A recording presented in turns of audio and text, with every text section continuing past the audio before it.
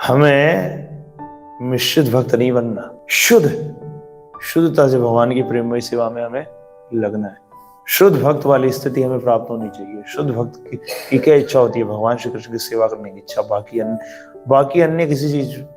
बाकी अन्य कोई भी चीज उसको अच्छी लगती ही नहीं है कृष्ण की सेवा को छोड़ के, ध्यान रखिएगा। परंतु यहाँ पर क्या बताया जा रहा है, जो मिश्रित होते हैं उनके साथ क्या होता है? कह रहे हैं मिश्रित भक्त कभी कभी सकाम कर्मों के प्रति उल्लास प्रदर्शित करते हैं।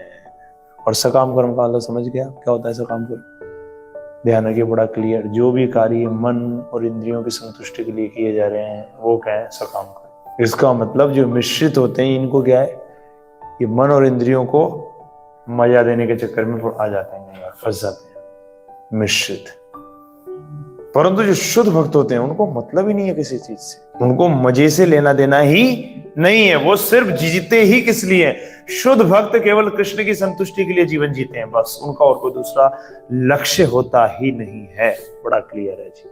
इसका मतलब शुद्ध भक्ति का मतलब क्या हुआ? भगवान श्री कृष्ण की सेवा करने के लिए ही जीवित रहना, बस। ये उसकी इच्छा होती है। वो जी किस लिए रहा है बताइए? कृष्ण के लिए, भगवान श्री कृष्ण को संतुष्ट करने के लिए, उनको आनंद प्रदान करने के लिए। और ध्यान रखिएगा प्रभु जी, जीव की स्वाभाविक स्थिति ऐसी ही है। हम सबकी, अगर हम अपनी स्वाभाविक स्थिति की बात करें तो हम सबकी स्वाभाविक स्थिति ऐसी है। हम सबके सब कृष्ण को संतुष्ट करने के लिए ही है, क्योंकि जीवेर स्वरूप है कृष्णेर नित्यदास। हर जीव आत्मा की स्वाभाविक स्थिति यही है कि वो कृष्ण का क्या है? नित्यदास। परंतु माया के वशीभूत होकर और वो अपनी स्थिति को भूल जाता है और कृष्ण भगवान की सेवा करने की जगह माया की सेवा में लग जाता है। और माया की सेवा करके और क्या है प्रभु जी? सुख प्राप्त करने की मूर्खता करता है। क्या करता है? मूर्खता, जो पॉसिबल ही नहीं है। क्योंकि माया की सेवा करने पर तो क्या है? तुच्छ सुख मिलेगा। क्या मिलेगा प्रभु जी? तुच्छ सुख। और तुच्छ सुख से आत्मा संतुष्ट होने वाली है नहीं, क्योंकि आत्मा सनातन है। कहते नहीं, रेगिस्तान के अंदर 2 बूंद बारिश की गिर गई, क्या होने वाला है उससे? बताइए आप। कुछ होगा? कुछ नहीं होगा उससे। उसी प्रकार से है प्रभु जी, आत्मा कैसे संतुष्ट हो जाएगी क्षणिक सुखों से? टेम्परेरी सुख अगर उसे मिलेंगे, उससे वो संतुष्ट होने वाली है ही नहीं। वो तो सनातन है, इसलिए उसको सुख भी चाहिए। तो कौन सा चाहिए? सनातन सुख। तब जाके और उसको क्या है प्रभु जी? संतुष्टि प्राप्त होगी। जैसे मरुस्थल है, उसको संतुष्ट करने के लिए कौन चाहिए बताइए? सागर। सही बात है कि नहीं? उसी प्रकार से हमारा जो हृदय रूपी ये जो मरुस्थल है, इसको भी अगर संतुष्ट करना चाहिए तो कृष्ण भावनामृत का सागर चाहिए। क्या चाहिए? कृष्ण भावनामृत का सागर चाहिए। तब जाके हृदय रूपी ये मरुस्थल संतुष्ट होगा। अगर कृष्ण भावनामृत का सागर आप नहीं लेकर के आते तो फिर कुछ नहीं होने वाला। वर्तमान में क्या है?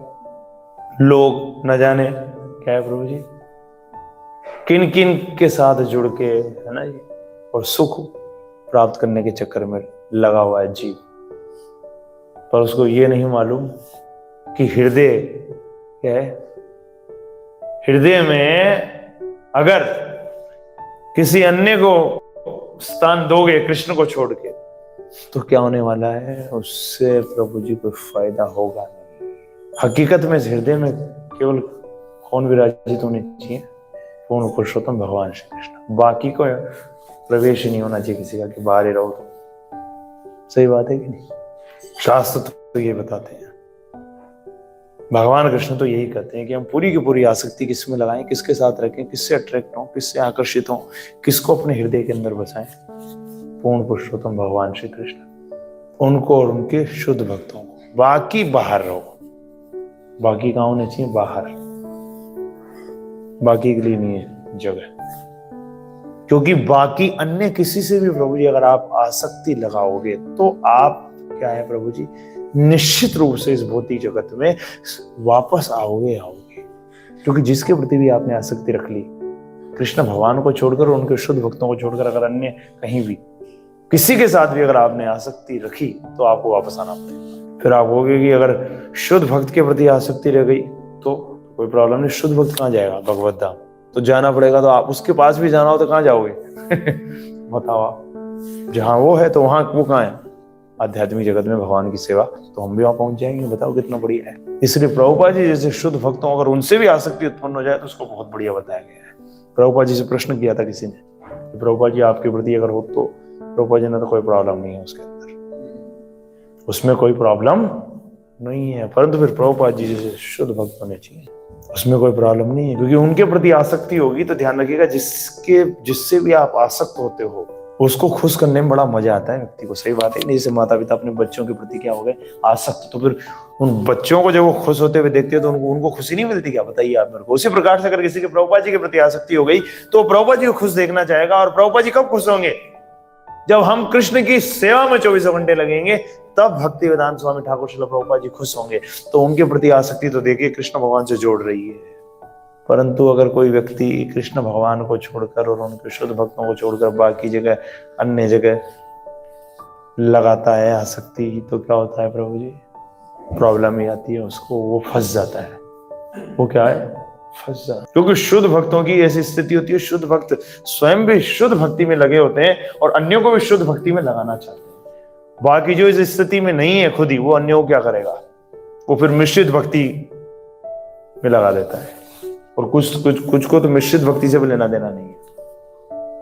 बोले भक्ति की जरूरत क्या है? कुछ लोग तो क्या कहते हैं, करो ही मत, और कुछ क्या कहते हैं कि चलो कर लो पर मिश्रित करो, कम से कम प्योर मत करो, क्योंकि इतना प्रैक्टिकल थोड़ी है। ये कहते हैं लोग, क्या कहते हैं कि भाई या तो करो ही मत, ठीक है ना, या करना भी है तो मिश्रित कर लो, भाई प्योर मत करो, शुद्ध भक्ति मत करो, शुद्ध मत करो, समझो। परंतु शुद्ध क्यों नहीं करूं? मनुष्य जीवन तो मिला ही शुद्ध भक्ति करने के लिए, मिश्रित क्यों करूं? ध्यान रखिएगा प्रभु जी, पूर्ण पुरुषोत्तम भगवान श्री कृष्ण की अनन्य भक्त, शुद्ध भक्त, वो तो 24 घंटे कृष्ण की प्रेम में सेवा में लगे रहते हैं। उनकी और कोई इच्छा होती ही नहीं है, उनकी सिर्फ और सिर्फ एक इच्छा होती है, पूर्ण पुरुषोत्तम भगवान श्री कृष्ण की सेवा में 24 घंटे लगे रहना।